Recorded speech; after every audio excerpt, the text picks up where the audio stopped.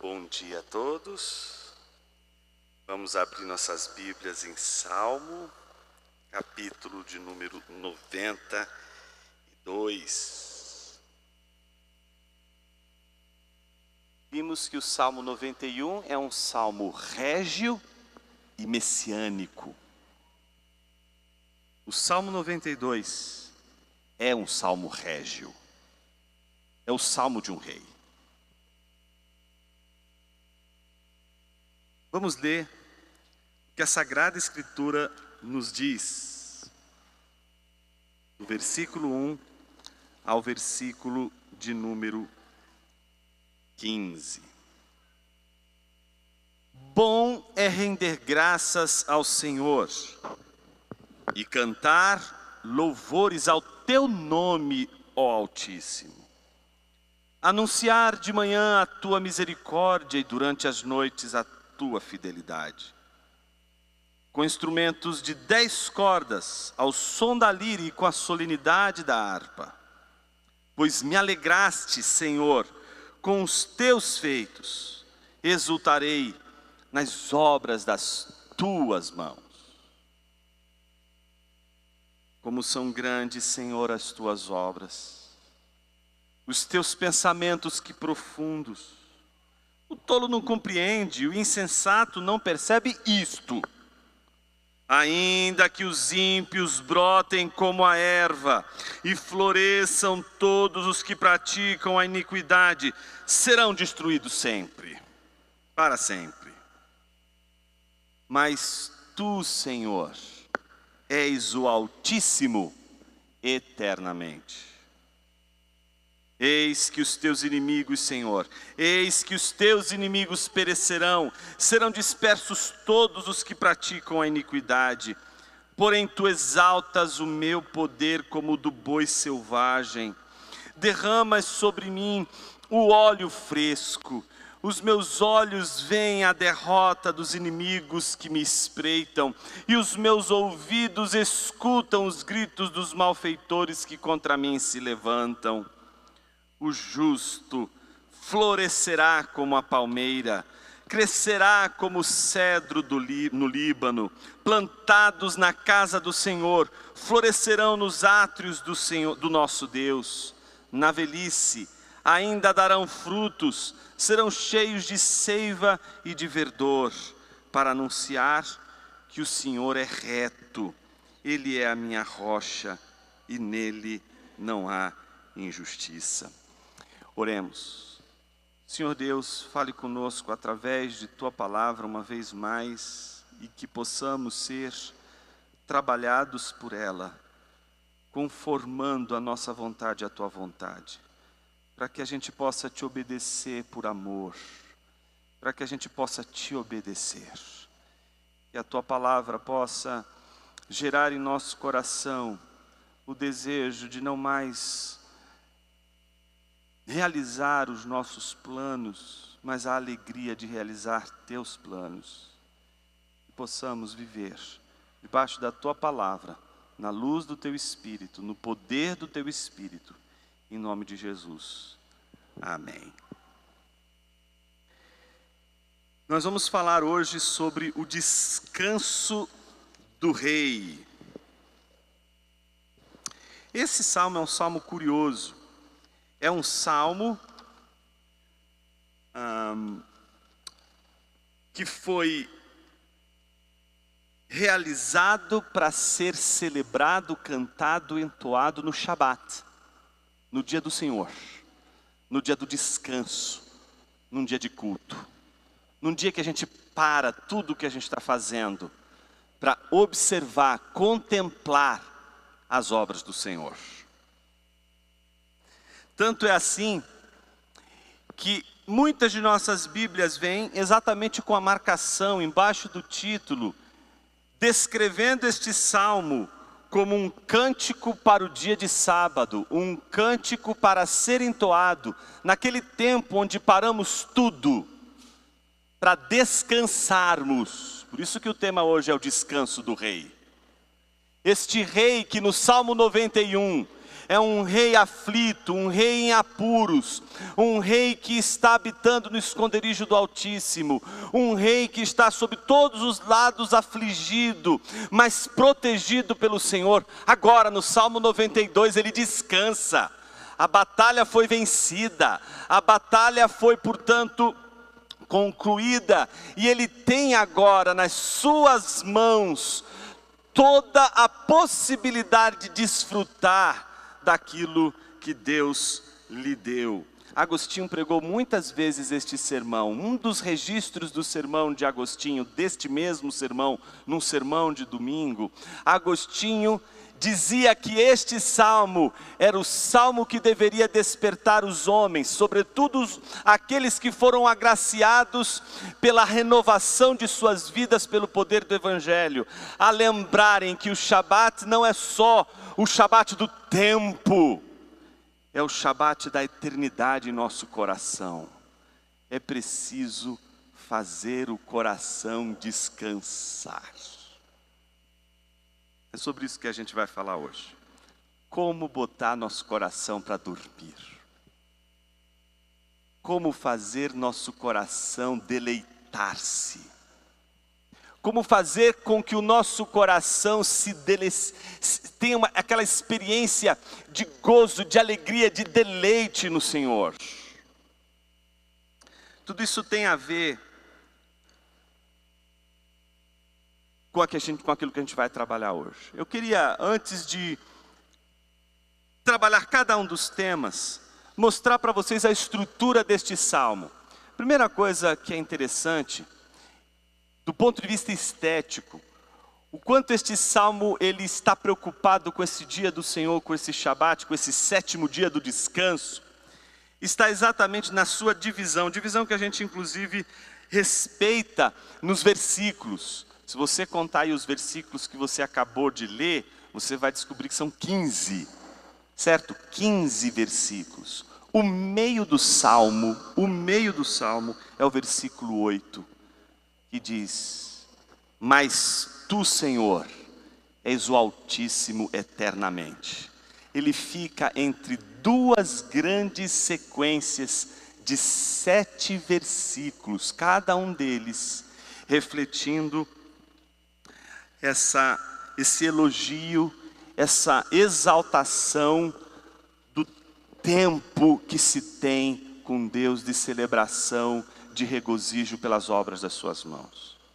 Apesar do salmo ser estruturado esteticamente em 2 partes, de 7 versículos, divididos pelo versículo central, que é um louvor ao Deus Altíssimo, um louvor que se mantém do Salmo 91, também no Salmo 92, o que faz com que todos nós entendamos o quão é importante, para todo aquele que lê a Bíblia, a ordem canônica das Escrituras. Não nos interessa estudar as Escrituras meramente como se fossem peças aleatórias, que a gente vai separá-las do seu todo e estudá-las como se elas não tivessem relações entre si. Elas possuem uma relação.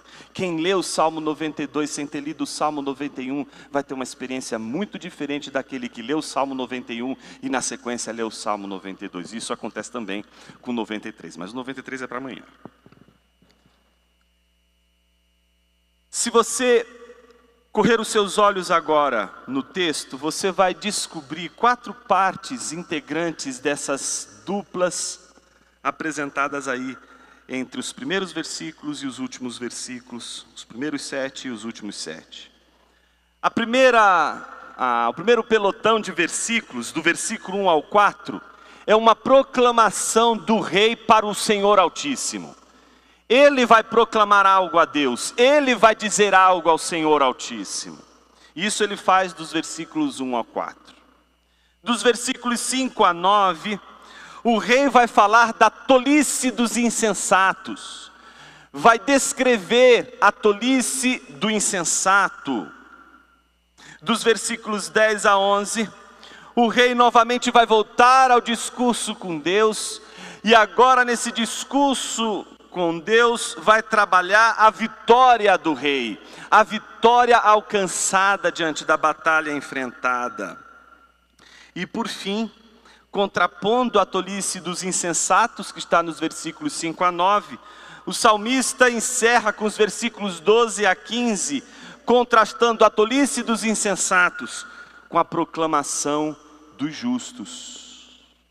Comecemos com a primeira parte, a proclamação do rei, versículos 1 a 4. É bom render graças ao Senhor e cantar louvores ao teu nome, ó Altíssimo. Observe em primeiro lugar que ele não está fazendo um louvor sobre Deus. Ele não está falando para alguém sobre Deus. Ele está falando para Deus sobre Deus.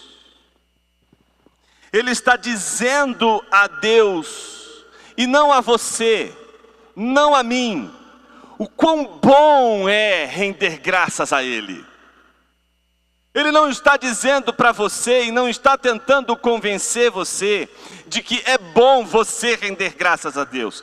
Ele está dizendo diante de Deus que é bom render graças a Ele. Mas Ele está dizendo isso a Deus.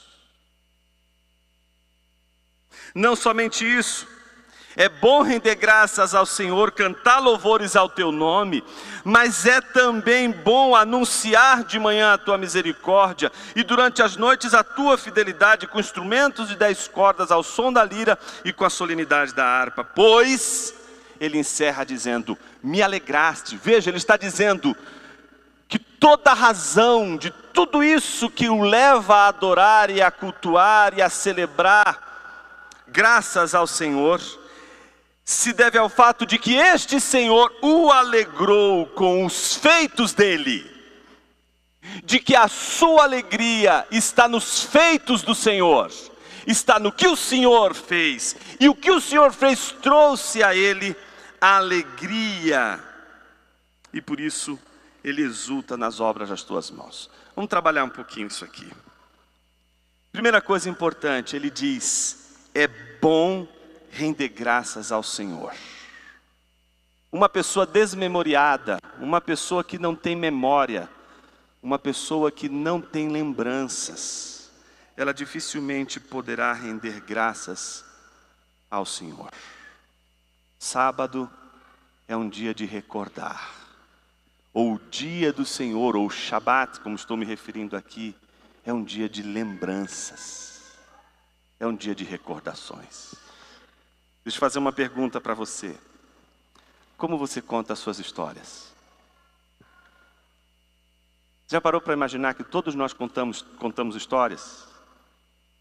E que a gente gosta de contar nossas histórias das maneiras mais incríveis, né? Eu tenho, por exemplo, um amigo, eu já viajei muito com ele, muito com ele.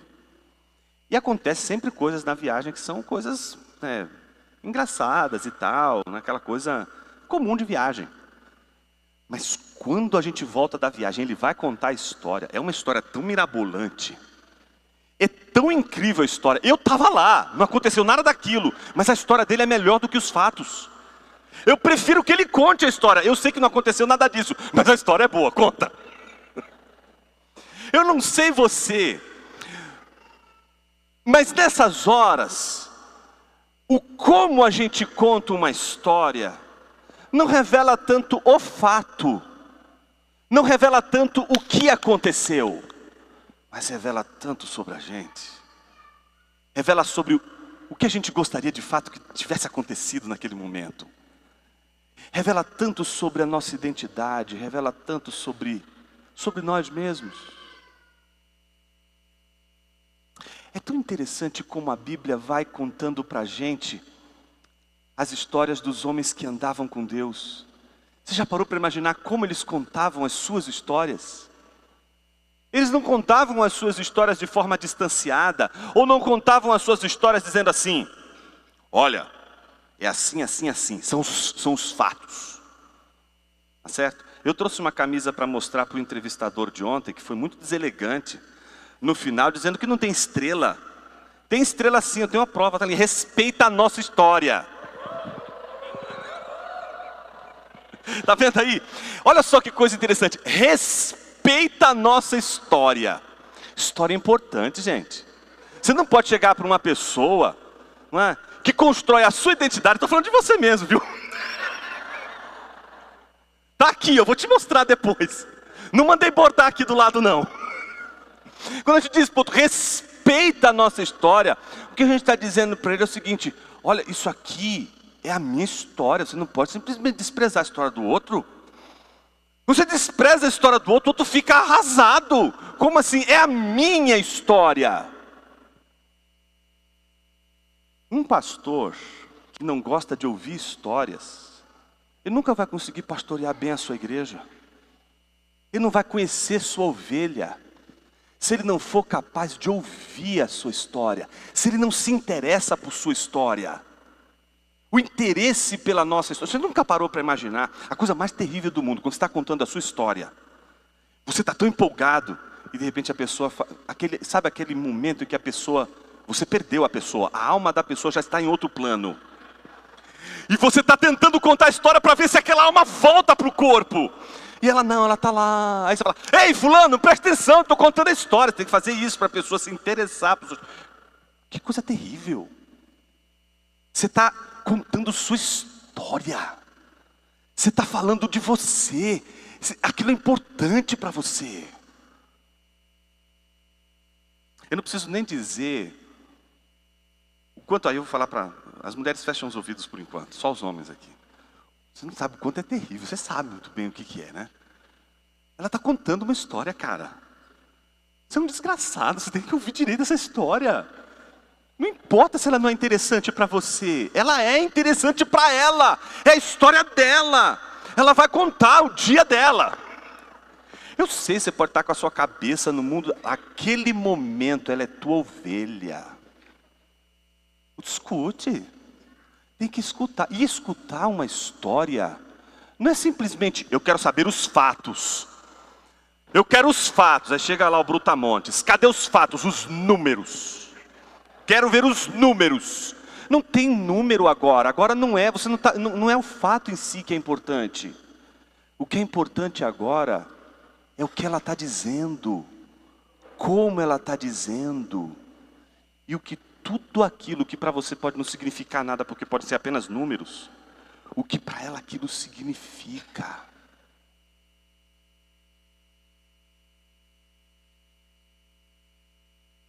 Nossos filhos têm também tantas histórias para contar, não é? Nossa, eles chegam da escola, aí vem aquelas histórias mirabolantes. A gente pode simplesmente dizer: não, filho, depois a gente escuta isso aí. Conta depois, papai agora está preocupado com uma coisa aqui, precisa fazer isso. Quando você deixa de ouvir a história daquela criança, você não deixou de ouvir o que aconteceu. Você não perdeu uma informação. Você perdeu um pedaço da alma, da vida, do coração do seu filho. Porque a nossa vida, o nosso coração, a nossa alma transborda em nossas histórias. Num belíssimo livro escrito por José Ortega y Gasset, chamado Memórias do Quixote, ele diz lá pelas tantas o seguinte: eu sou eu e minhas circunstâncias. Eu poderia dizer facilmente assim, hoje, nessa manhã: eu sou eu e minhas histórias. Se eu não salvo as minhas histórias, eu não salvo a mim mesmo.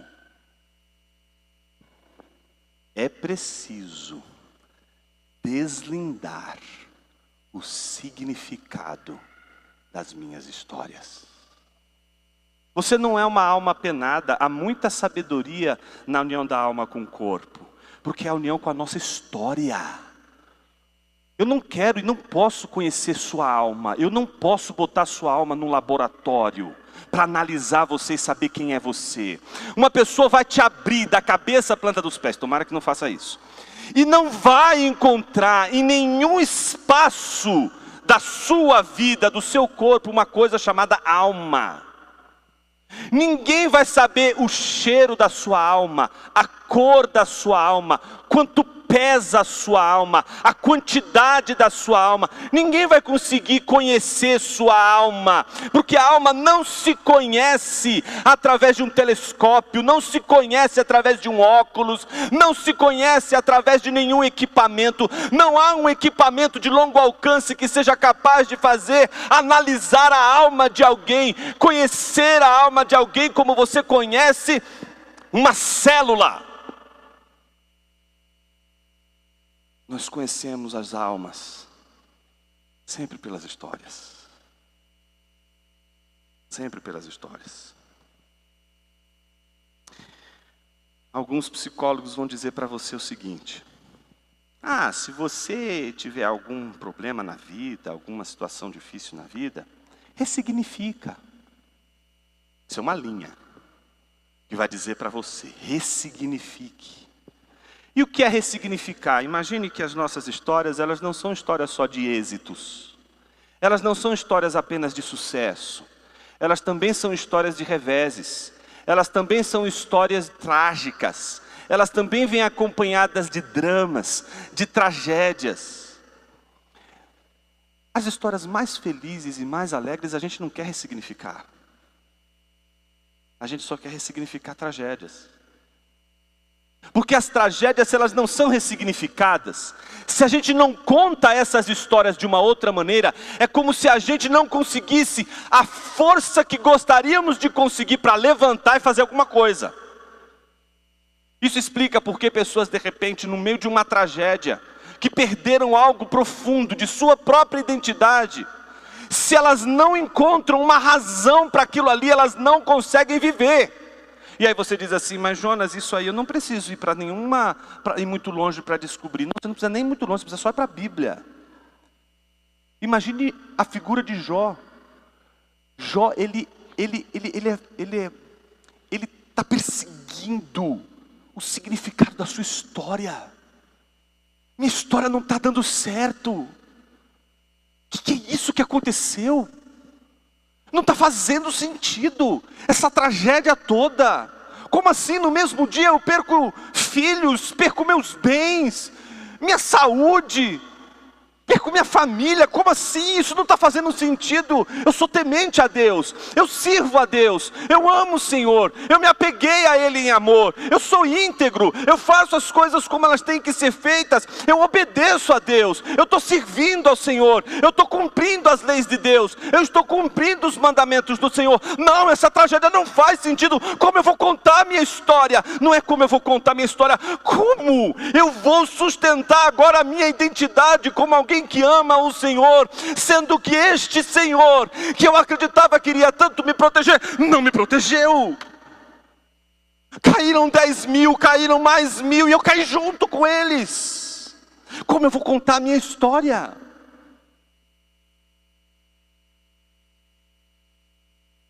Há 2 padrões para você contar uma história, e são padrões básicos.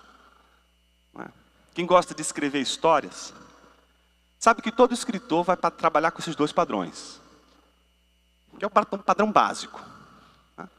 Ou você vai trabalhar com um padrão trágico, ou você vai trabalhar com um padrão dramático, e a gente poderia chamar de redentivo. Qual é o trágico? Lembra do trágico sempre como um ciclo de tragédias. Cada nova história, cada novo ciclo se encerra e inicia a partir de uma tragédia. Tá certo? O que é uma tragédia? Uma tragédia é toda uma questão, toda uma desordem, que precisa encontrar uma ordem, não consegue encontrar uma ordem, não consegue encontrar uma solução, e o seu desfecho é trágico, o seu encerramento é trágico. Shakespeare é um clássico da tragédia. Os Montecchios e os Capuletos, lembra lá o final de Romeu e Julieta? Você não tem uma solução redentiva, não há uma redenção, não há um momento em que aquele problema se resolve, há algo trágico. Os 2 estão caminhando para resolver, os 2 estão caminhando para a redenção, os 2 querem a redenção, os 2 querem se reencontrar. Mas a tragédia é que os 2 não conseguem. no final das contas, eles não ficam juntos. Mas aquela tragédia gera um novo ciclo, leva uma nova história e começa-se uma nova história. Os gregos eram basicamente trágicos na sua maneira de contar a história. A maneira de contar a história é sempre essa: você tem uma tragédia que vai definir o fim, como vai definir o começo. Mas existe uma outra maneira de contar uma história.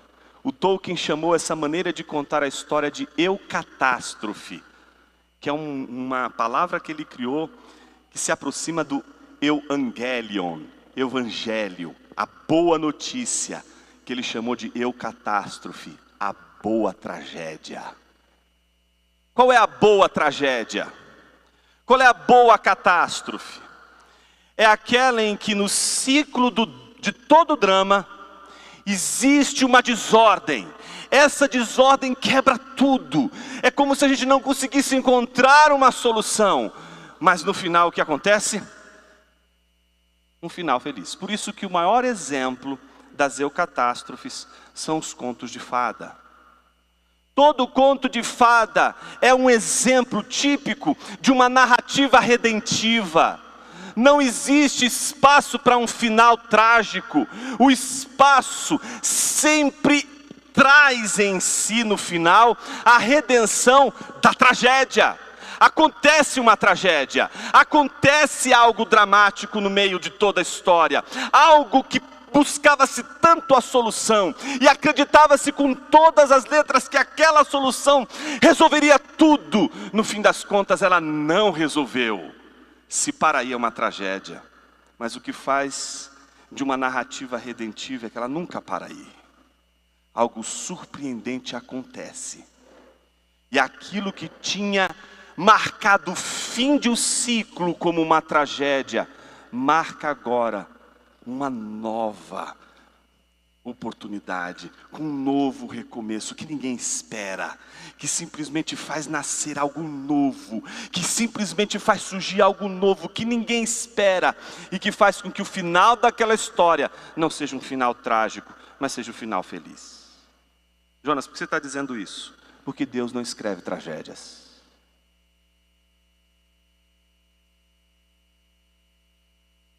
Se hoje a sua vida é uma tragédia, ela é momentânea. Você não conhece o fim da sua história. Mas Ele não escreveu uma história em que no fim você não será redimido.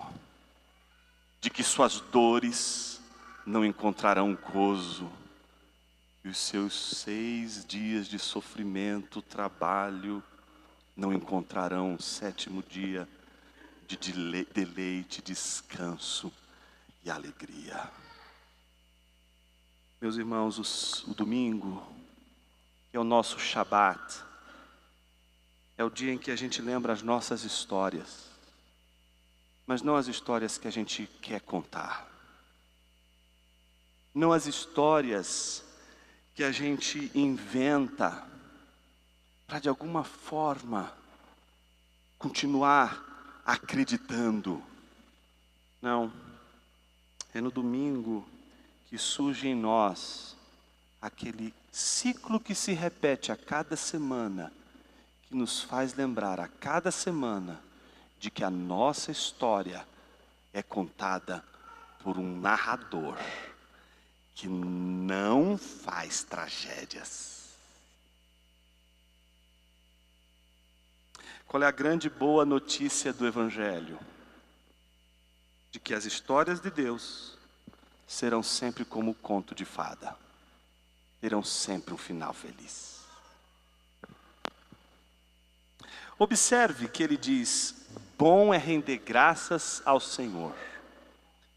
Por que é bom render graças ao Senhor? Porque de alguma forma, este que diz ser bom render graças ao Senhor, está lendo a sua história, não mais como uma obra sua, não mais como suas meras decisões e escolhas, mas enxergando a mão invisível de Deus, enxergando sempre a providência divina, enxergando sempre a mão poderosa de Deus nos guiando. Ele guia o seu povo, ainda que seja no deserto, ainda que seja para ser tentado por Satanás, ainda que seja para passar por aflições, ainda que seja para passar por situações trágicas e dolorosas, Ele guiará o seu povo no meio das tentações. É bom render graças, porque todo aquele que vê a sua história, não mais como uma história contada por si mesmo, mas contada por Deus, conhece mais sobre Deus do que sobre si mesmo.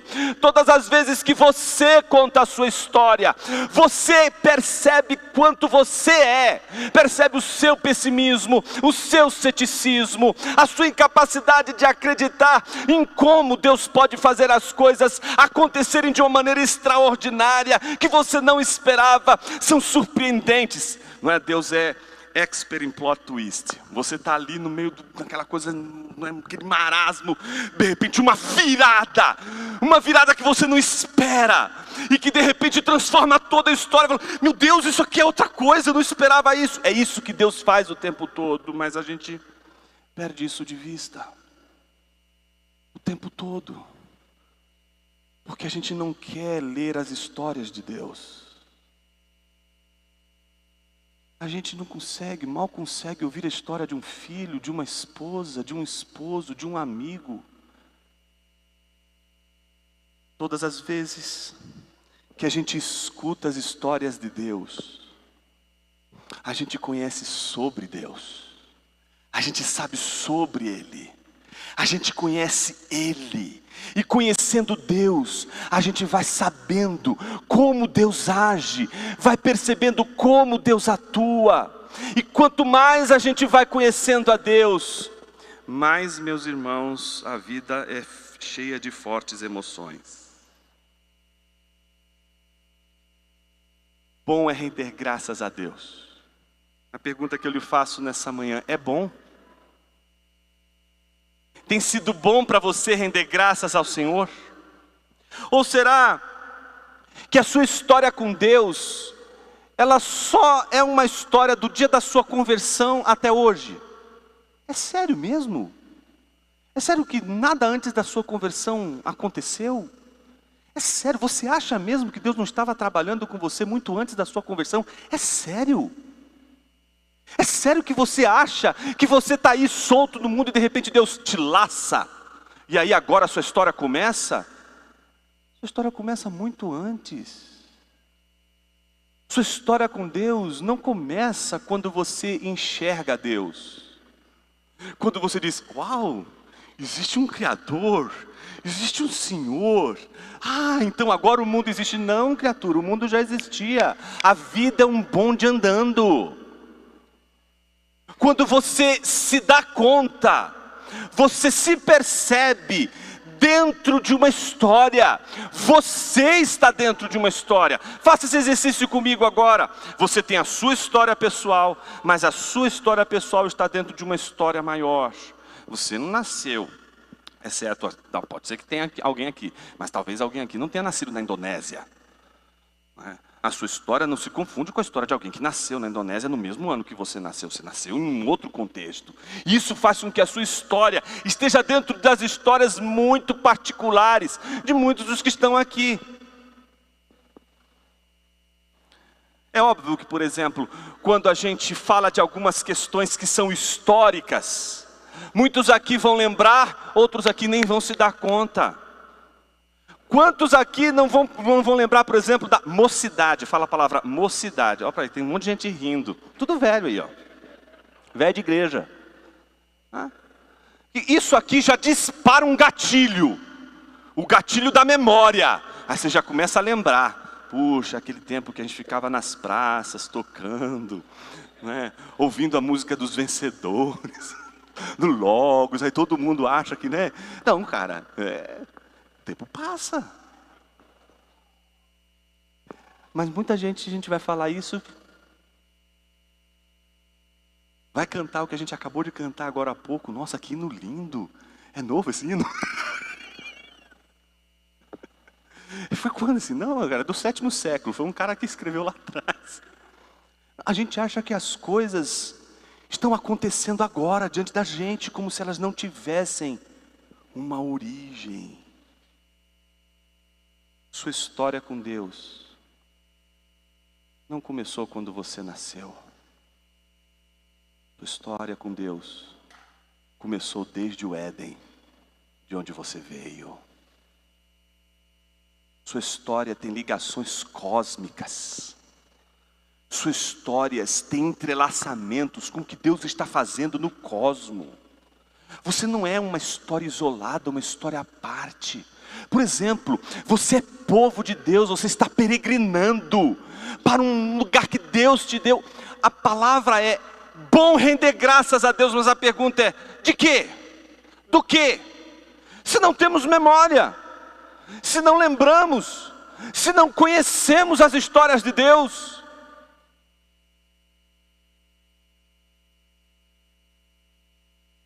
Render graças ao Senhor exige memória bíblica, exige a memória daqueles que conhecem as histórias de Deus nas Escrituras. Todas as vezes que a nossa alma se enche das histórias de Deus, a nossa alma começa a compreender os roteiros de Deus. E a gente começa a se perceber o seguinte, eu sempre acho que eu sou o herói da história, e na história de Deus eu não sou o herói. Eu queria tanto ser o herói. Mais ou menos isso é o que acontece com a gente no teatro de Deus. Deus distribui os papéis e a gente não quer fazer o papel que Ele nos deu, porque a gente quer ser o Messias. Queremos ser o Salvador. Queremos fazer e acontecer. Não queremos fazer parte da história de Deus como coadjuvantes, como um povo que está nessa história que visa narrar a centralidade de um rei. Queremos ocupar o lugar do rei o tempo todo. E é só quando descobrimos que a nossa história pessoal, está atrelada à história de Jesus, que a gente descobre que as nossas histórias, elas não são mais importantes do que as histórias de Jesus, do que Jesus está fazendo. Minha pergunta para você hoje é bom render graças ao Senhor? E você vai continuar me perguntando, dizendo, mas o que é render graças ao Senhor? É proclamar a Deus, é anunciar a Deus a sua misericórdia e a sua fidelidade. Você consegue enxergar nas suas histórias, não a sua fidelidade, não o seu amor a Deus, não a sua fé em Jesus, mas você consegue enxergar nas suas histórias o agir de Deus?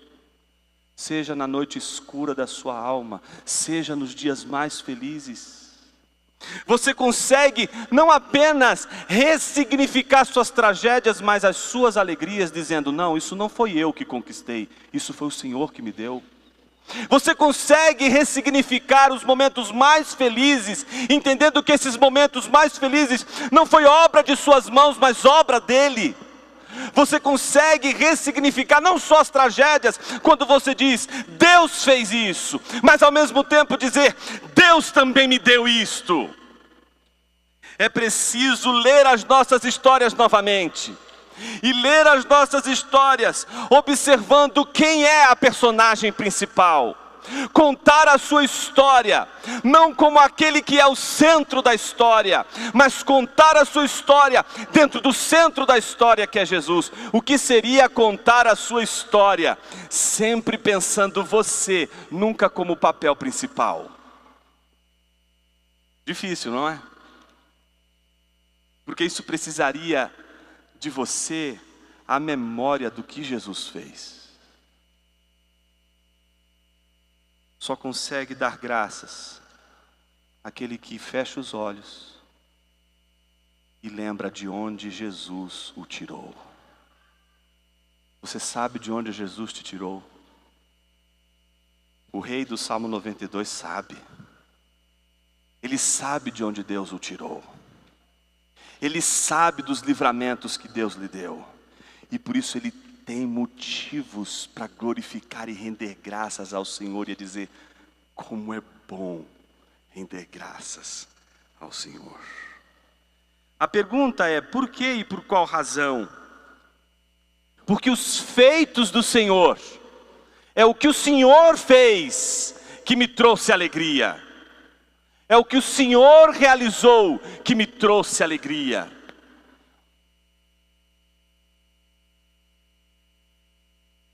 Ele vai contrastar isso nos versículos 5 a 9, com o tolo.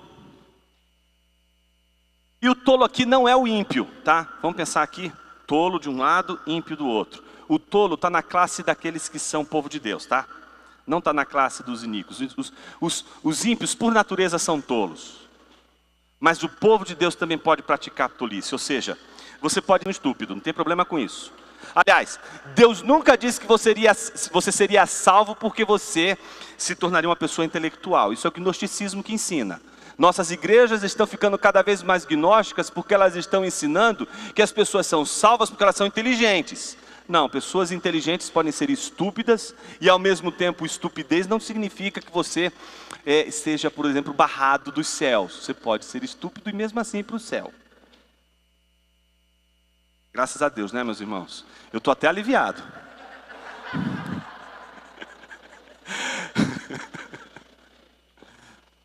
Então agora, o que ele vai dizer? Ele vai dizer uma coisa curiosa. O tolo não compreende nada disso.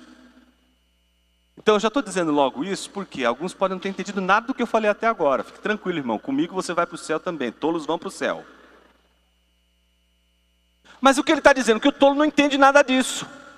O tolo não compreende. A pergunta é: o que o tolo não compreende?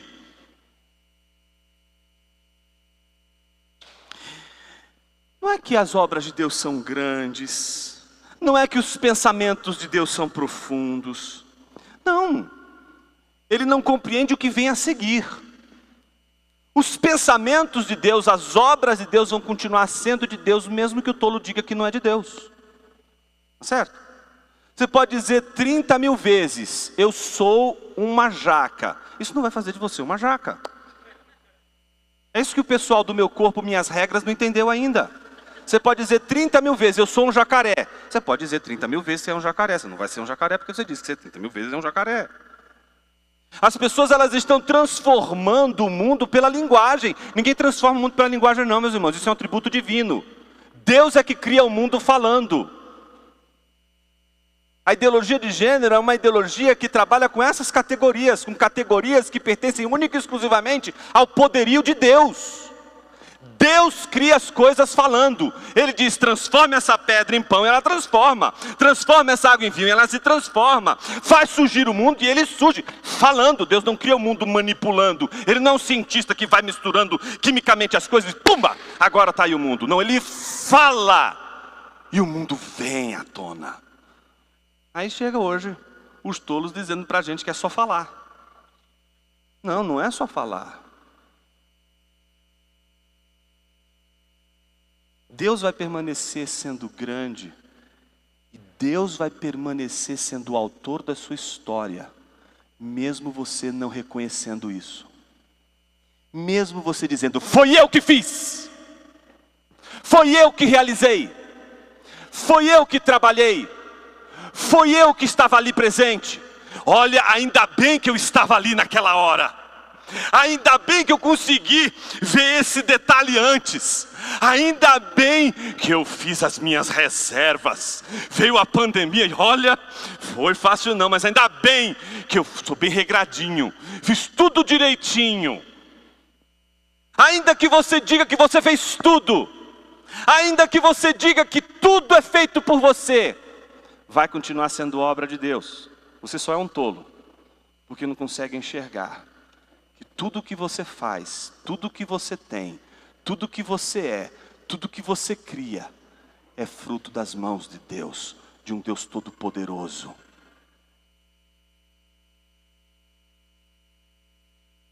Bom, não é isso que o tolo não compreende. O que o tolo então não entende? O que vem a seguir.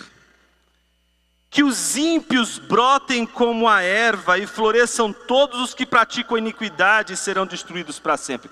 O que ele não entende, o que o tolo não entende é o seguinte: por que a minha história de sofrimento e a história do ímpio é uma história de riqueza, de triunfo? Por que que eu estou pagando tanto e aquele está roubando tanto? Eu sou filho do rei. Ó, que chique!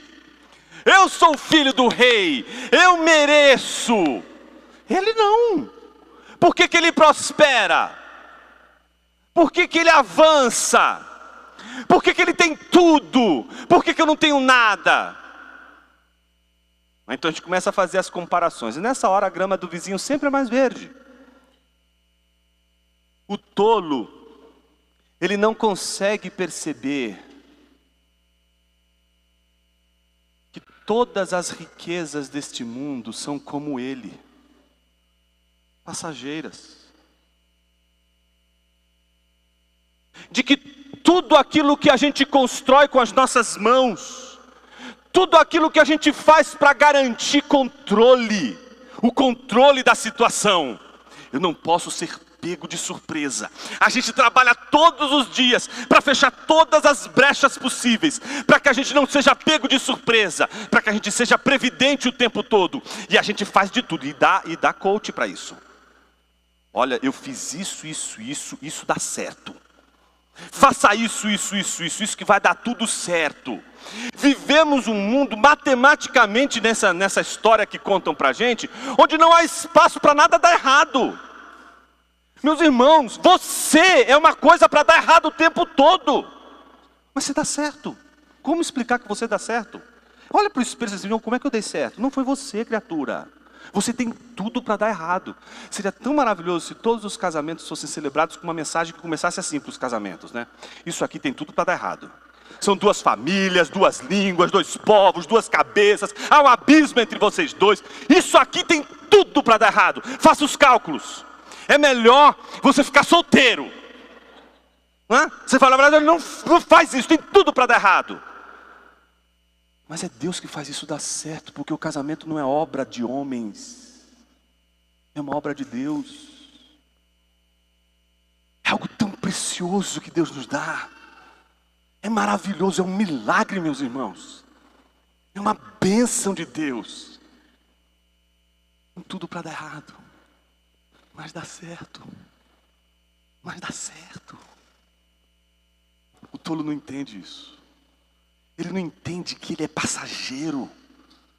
Então ele quer ser feliz agora. Ele não consegue perceber que a história dele está dentro de uma história muito maior. Na história do tolo não existe eternidade. Bom, até Sócrates tinha entendido isso. Quando Sócrates estava para morrer, tomando a cicuta, não é? O que os discípulos deles fizeram? Fizeram o seguinte: vamos pegar e fazer alguma coisa aqui para tentar salvar o nosso mestre. Quando eles chegam lá para fazer uma fuga para eles, eu sempre disse que era a maior autoridade, a lei. É a lei que põe limites à nossa maldade, é a lei que põe limites à corrupção. Se eu quebro agora a lei, tudo que eu ensinei para vocês foi por água abaixo. Não, eu vou tomar a cicuta. Mas aí um dos discípulos de Platão, de Sócrates, provavelmente Platão, diz assim: mas Sócrates, isso não é justo. Não é justo que você... Então a nossa história não termina com a nossa morte. A gente tem que continuar vivendo. Porque uma pessoa pode fazer todas as maldades aqui neste mundo, e se ela morrer neste mundo, usufruindo de todas as riquezas que não lhe era por direito, com toda a sua injustiça e corrupção, haverá um outro mundo onde ele pagará por todos os pecados que ele cometeu e não pagou em vida. Vejam, não estou dizendo que está na Bíblia não, tá, irmão? Isso aqui é o contrário do que a Bíblia está dizendo. Mas há algo que Sócrates está dizendo, que de certa forma é o que também a Bíblia nos ensina, de que a nossa história não depende apenas desse instante que vivemos. Temos uma eternidade, temos uma vida após a morte, temos a ressurreição do corpo como o anúncio mais poderoso do que o da imortalidade da alma. O anúncio de que a nossa história nunca vai terminar de uma maneira trágica. De que nunca a injustiça será de alguma forma vitoriosa. Então o que este rei vai dizer agora? Vai dizer que os tolos não conseguem compreender as noções de proporção, as noções de justiça, porque eles são tolos, eles não conseguem enxergar que a vida e a nossa história não acontece só nesse espaço que nós vivemos. Que os filhos dos nossos filhos, os amigos que estão à nossa volta, a nossa igreja local, todos eles serão atingidos por nossas histórias. Nós influenciamos as pessoas que estão à nossa volta por nossas histórias. As histórias que contamos, elas são contadas não só com as nossas palavras, elas são contadas com a nossa posição no mundo, como nos posicionamos no mundo, como nos posicionamos na vida, como nos posicionamos diante de todas as questões que nos atravessam. O tolo não sabe o que é isso. Mas acontece uma coisa muito engraçada nesse texto. Olha só que coisa curiosa. Parece a gente orando, né? O tolo não compreende, o insensato não percebe isso. Ainda que os ímpios brotem como a erva e floresçam, todos os que praticam iniquidade serão destruídos para sempre. Mas tu, Senhor, o Altíssimo, permanece eternamente. Eis que os teus inimigos, Senhor, eis que os teus inimigos perecerão, serão dispersos todos os que praticam. Ou seja, no meio de uma condenação de ímpios, a gente mantém um glória a Deus ali no meio, né? Senhor, tu és eterno, tu és altíssimo, mas vamos voltar aqui, porque os inimigos do Senhor perecerão. Há um clamor inegável em nós por justiça, por aqueles que nos perseguiram, por aqueles que armaram ciladas. Observe que logo após ele mencionar que o tolo não compreende isso, ele afirma que o ímpio é erva. Não é? Cuidado, aqui a erva é aquela erva que cresce no campo, não é? E é rapidinho ela vai e morre. Do outro lado, você tem o Senhor, que é altíssimo, que é o oposto da erva. A erva desaparece num instante. Há várias passagens da Bíblia que diz que o povo é como a erva. Seca-se a erva e seca-se a glória e o poder da erva, que é a sua flor. Mas a palavra do Senhor permanece eternamente. O Altíssimo contrasta com aquilo que é efêmero, passageiro, transitório, breve. Você e eu somos breves. Nossa história é breve, mas a história do Senhor é a história do Deus Altíssimo, a história do Deus Eterno. É este Deus Eterno que ele revela nos versículos 9, encerrando a sua fala sobre os tolos, dizendo que os inimigos do Senhor, dizendo ao Senhor, eles serão dispersos, todos os que praticam a iniquidade. Veja, serão dispersos todos os que praticam iniquidade. E aí o versículo 10 apresenta a vitória do rei. E se você ler o Salmo 91, você vai perceber o que está acontecendo aqui. Veja o que diz o versículo 10. Porém tu exaltas o meu poder, como o do boi selvagem, derramas sobre mim o óleo fresco. Os meus olhos veem a derrota dos inimigos que me espreitam, e os meus ouvidos escutam os gritos dos malfeitores que contra mim se levantam. Agora é hora de a gente olhar o versículo 8 do capítulo 91, quando o profeta diz ao rei do Salmo 91, somente com seus olhos você contemplará e verá o castigo dos ímpios. Você verá o castigo dos ímpios. Há uma promessa de Deus para aquele rei. E no versículo que nós acabamos de ler, do versículo de número 11, nós vemos o cumprimento da promessa de que aquele que permanece no esconderijo do Altíssimo verá a derrota dos inimigos que o espreitam. Escutará com seus ouvidos os gritos dos malfeitores que contra ele se levantam. A vitória do rei está dada de uma maneira maravilhosa depois da humilhação. Não existe Salmo 92 sem Salmo 91. Assim como não existe exaltação sem humilhação. Assim como não existe glorificação sem ocultamento. A relação com Deus é sempre essa: humilhação e exaltação, ao mesmo tempo ocultamento e revelação. Vivemos essa ambiguidade o tempo todo.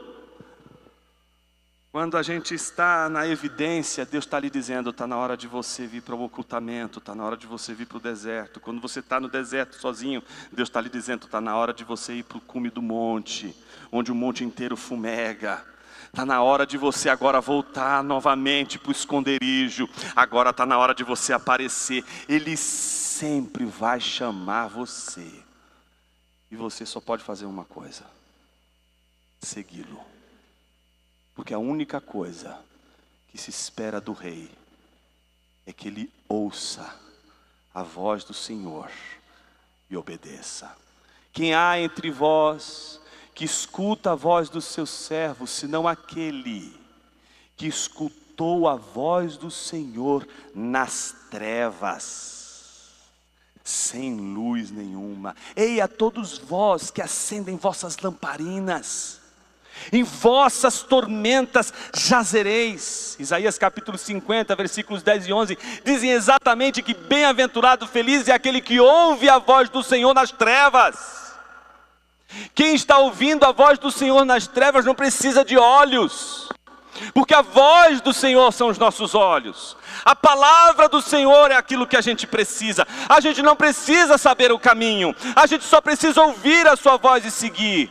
Um discípulo de Jesus não é um discípulo que quando ouve Jesus dizer segue-me, diz assim: peraí, mas quanto tempo eu vou precisar para te seguir?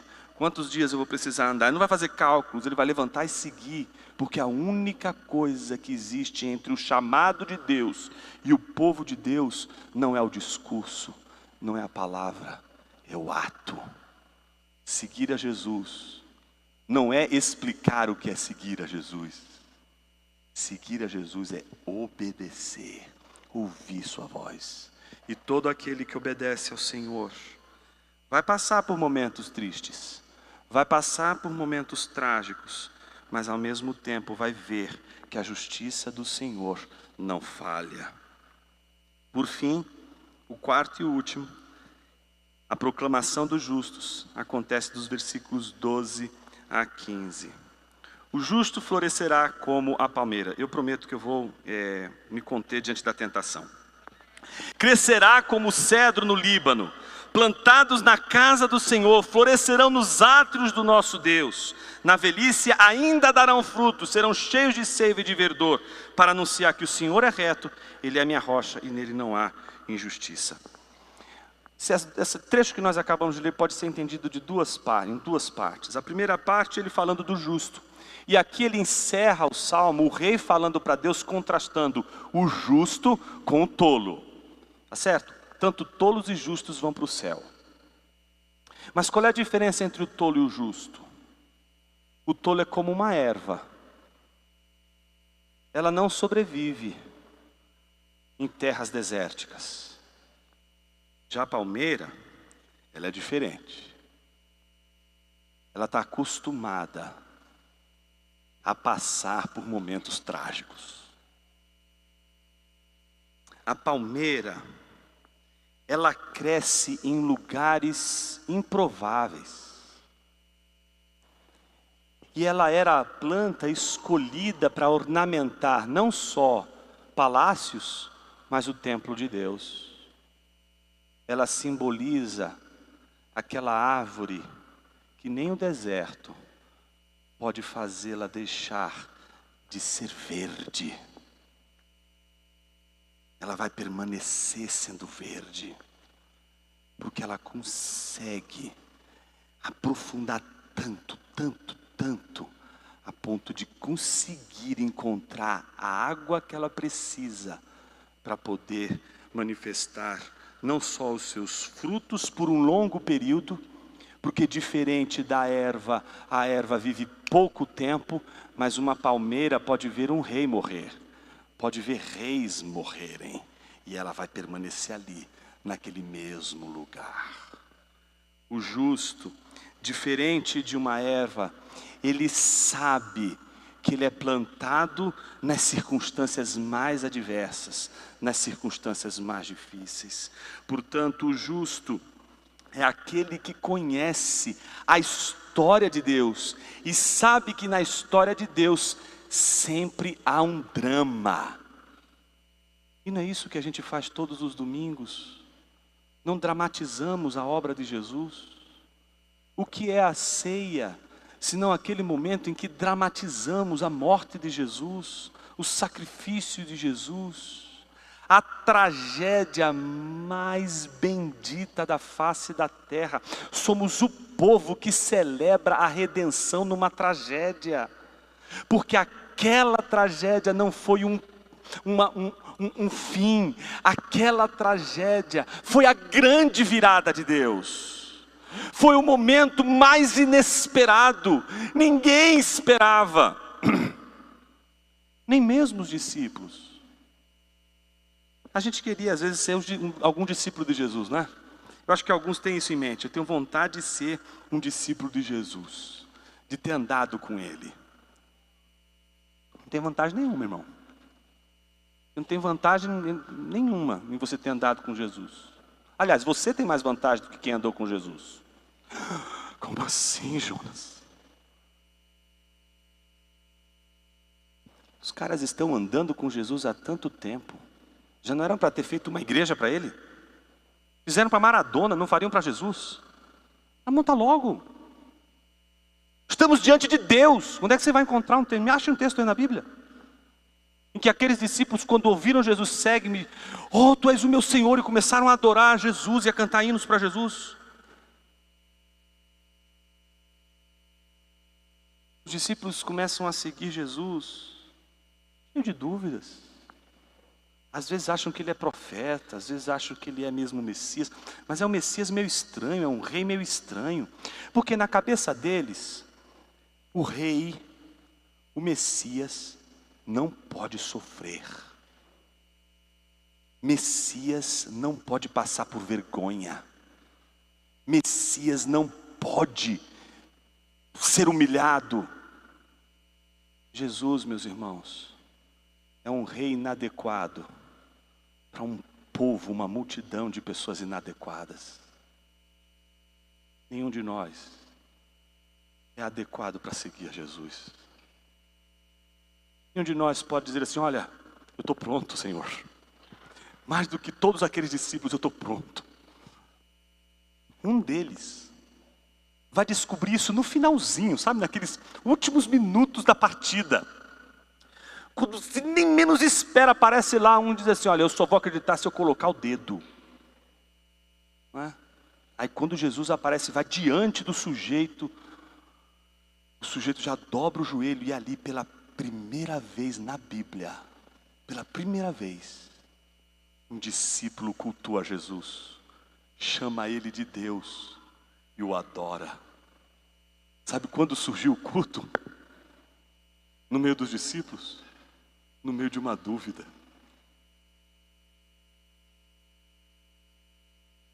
Sabe por quê? Jesus, ele não só pode transformar água em vinho, pedra em pão, mas ele pode transformar nossas dúvidas em culto, nossas incertezas em adoração, nossas mágoas, rancores. Por que o Senhor está fazendo isso comigo? Eu não estou entendendo essa história. Por que o Senhor está fazendo assim com a minha história? Não faz isso. Ele consegue transformar essa sensação em deleite.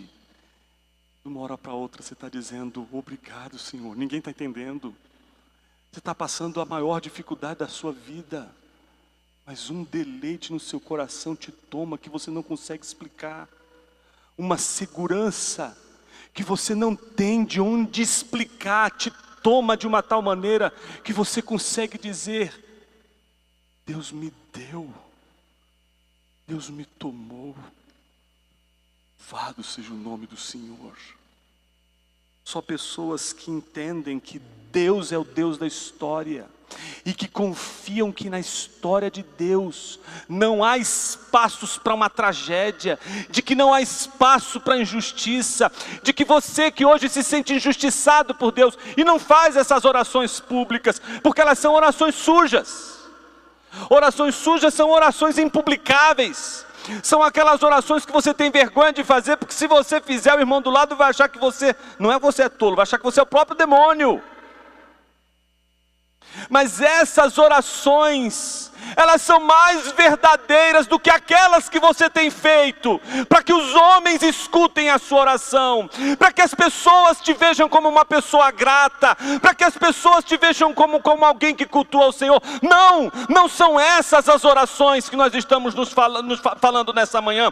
Essas orações você fez para quem estava do teu lado, essa oração você fez para a tua esposa ouvir, essa oração você fez para o teu esposo ouvir, essa oração você fez para o teu pastor ouvir, essa oração você fez para a tua igreja ouvir. Mas a oração que estamos falando aqui não é a oração que você fala a história de Deus para uma outra pessoa, é a história de Deus que você fala para o único que quer ouvir, a história que você tem para contar nessa manhã, que é a história de Deus na sua vida. E quem está aqui para ouvir essa história não é seu filho, não é sua esposa, não é seu marido, não é o seu pastor, não é a sua igreja, é Jesus de Nazaré. Ele está aqui para ouvir a sua história com Ele. Conte a sua história com Ele nessa manhã. Não conte a sua história para os membros da tua igreja, não conte a sua história para quem está do seu lado, conte a sua história para o único que pode abaixar, como um pai que abaixa para ouvir a voz do seu filho, a sua história com Ele. Não frustre o Senhor nessa manhã, contando a história do seu poder, da sua inteligência, da sua habilidade. Conte a sua história de confiança num Deus que trabalha com pessoas como você, inadequadas. Ele sabe o que é ser um inadequado. Ele estava num trono que não era adequado. Era uma manjedoura, era um lugar onde animais comiam, mas ali deitava o Rei do Universo. Não era um lugar adequado para Ele. Ele sabe a dor dos inadequados. Eu sei que você está aqui nessa manhã dizendo assim: Senhor, eu sou o pior de todos os crentes deste mundo. Glória a Deus por isso, porque Ele veio para você. É essa história que Ele quer contar. Ele não quer contar a história dos adequados, Ele não quer contar a história dos perfeitinhos, Ele não quer contar a história das pessoas boazinhas, das pessoas lindas e maravilhosas, fofinhas. Deus quer contar a história de gente inadequada, de gente quebrada, de gente destruída, de gente corrompida, de gente que, se pudesse colocar a sua vida num telão para todas as pessoas verem, se sentiriam envergonhadíssimas de tudo que pensam e de tudo que fazem, que contam as histórias apenas que gostariam que as pessoas ouvissem, que fazem das suas histórias posts do Instagram, posts do Twitter, aquilo somente que gostariam que as pessoas vissem. Mas o Senhor conhece a história profunda da sua inadequação. Ele conhece o seu tom desafinado, Ele conhece a sua dissonância, Ele conhece os tons estranhos da tua história. Jonas, por que você está dizendo isso? Porque a coisa mais linda desse salmo é a última frase, que é o único momento do salmo em que o rei se dirige a você. Ele já não está mais falando com Deus, ele já não está mais falando para Deus. A última frase, ele está dizendo para você. Ele está contando a história dele com Deus, para você. E é assim que ele conta a história de Deus. Ele é a minha rocha, e nele não há injustiça. Jonas, eu me sinto injustiçado, eu me sinto preterido. Deus esqueceu de mim, fez o outro prosperar, fez o outro ter o que eu mais queria. O que eu mais queria, o Senhor deu para o outro. E para um sem vergonha. Se fosse no mínimo uma pessoa adequada, mas não é adequado para a igreja. Não está ali todos os domingos. Falta toda hora. Não tem compromisso nenhum com a igreja. Minha oração é para que você perceba o quanto você é inadequado. O quanto você é inadequada para o Senhor. E é nessa hora do dia,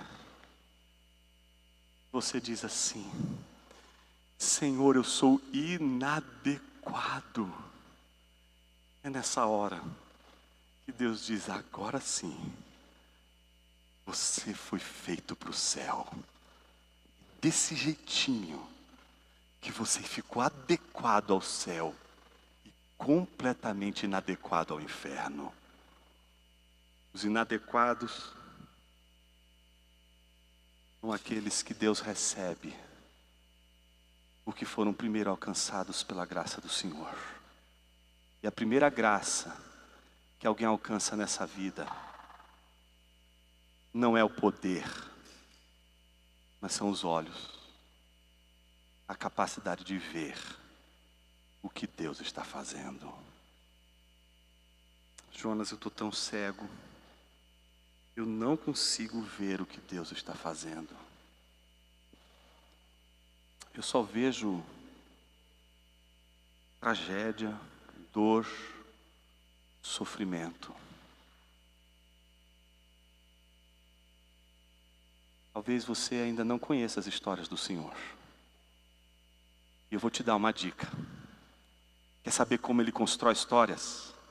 Para saber mais ou menos o que Ele está preparando para você? Tem um livro cheio de histórias aqui. E se você se especializar nessas histórias, você vai descobrir cada coisa que Ele está fazendo com você. E diz: puxa vida, eu achava que aquela pessoa veio para me infernizar, Deus me botou aqui diácono para salvar minha vida. Ele é o inferno que me salva. Ele me persegue, ele é um espinho na minha carne. Mas foi Deus que colocou ele no meu caminho. Eu estou entendendo por quê. Eu estou entendendo a razão disso. Eu estou entendendo o significado disso. Vamos orar, meus irmãos. Senhor,